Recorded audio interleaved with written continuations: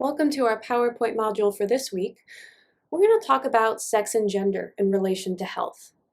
And this module itself will have some background on distinguishing between sex and gender, what we mean by sex and gender, and also how this does relate to health. Now, this topic is pretty near and dear to me. It's a major part of my research, so I am excited to discuss this.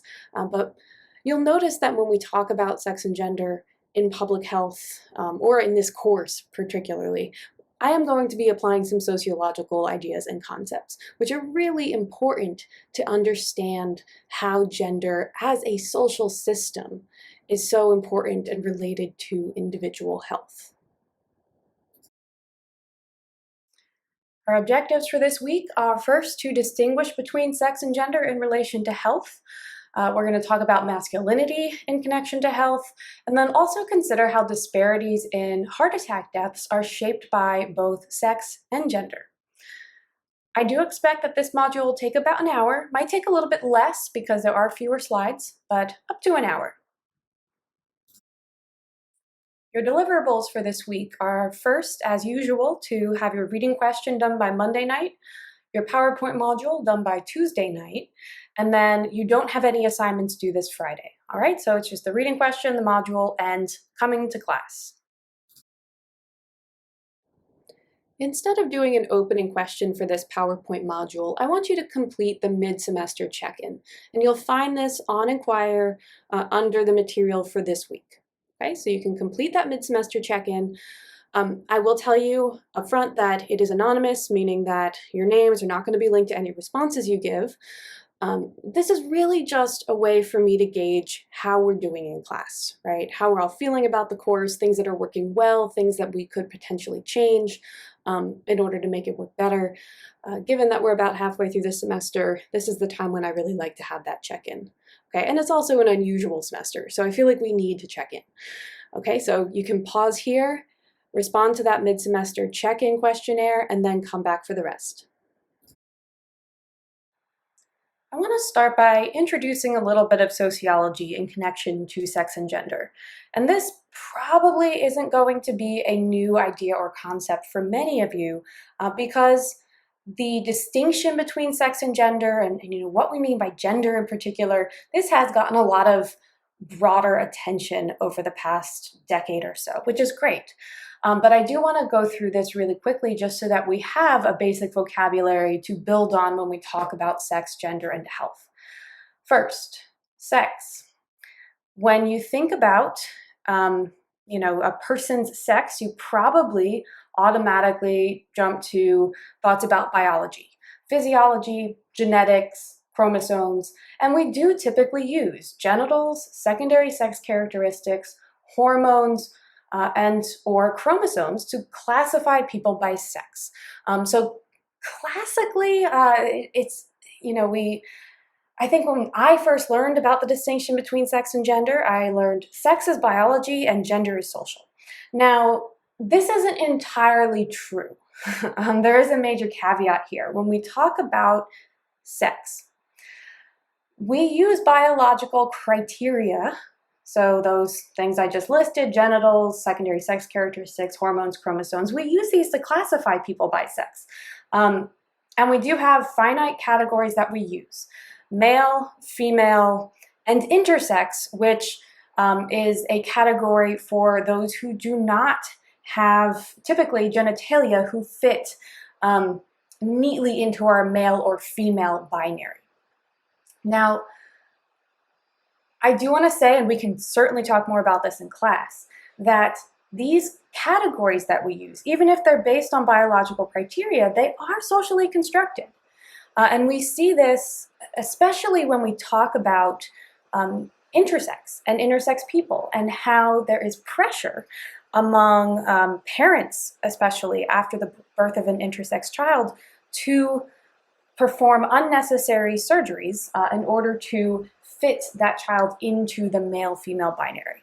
We can talk a lot more about this in class because this is a significant public health issue and it is a social determinant of health for a lot of people, this idea of needing to fit within a sex binary. I'm digressing a little bit because this is a very important topic. If we had more weeks, we'd talk a lot more about it. But sex, typically we're thinking about physiology and genetics, though the categories that we assign people into sexes is actually a social process. Second is gender. And gender, I'm defining this as broadly as possible. Gender is a social system. When we think about gender, you probably think about gender identity, so how somebody identifies with their gender. Also gender expression, how somebody expresses themselves femininely or masculinely, or androgynously, somewhere in between. Gender expression and in some ways gender identity is a continuum. I want to spend a lot of time this week talking about gender as a social stratification system. That is, we see inequalities in economic opportunity, political representation, educational opportunity, to name a few, by gender. And this is a social process. It is not based on inherent biological differences by gender. It is based on our social structures and our opportunity structures. And this has significant implications for health. This is using a social determinants of health frame to understand the relationship between gender and health. To elaborate on this idea of gender as a social system, I pasted this figure from the Holman article that you had for this week, which I know is a long and rather involved article, but it is also a very novel way of thinking about gender and health. And that's why I assigned this to you this week. I know the print is pretty small here, so hopefully you can see this on the YouTube video. If not, this is coming right from the reading that you did for this week. Holman classifies or considers gender to be a social system. And by this, she means that we have multiple levels in our society. We have our macro level institutions. So these are cultural norms, these are distributions of resources. By institutions, we might be thinking about politics, our political system, our education system, the labor force, religion. I mean, there are so many social institutions that exist, and we do see stratification or inequality by gender within these institutions. We can also consider interactions with others, patterns of behavior, how we are socialized to behave in gendered ways. These interactions with others and, say, within our jobs or within our schooling, within our families, these interactions also have implications for health. So this is what she calls the meso level or the middle level. And then finally, at the micro level, we have individuals. And these are our gendered selves, right? As I said before, we are socialized to practice certain behaviors, but also to adopt a certain gender identity.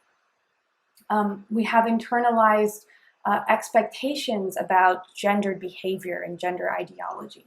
So all of these are very interconnected with health. And this is what Holman calls structural sexism, how sexism operates at the institutional level, at the interactional level, and at the individual level to shape health.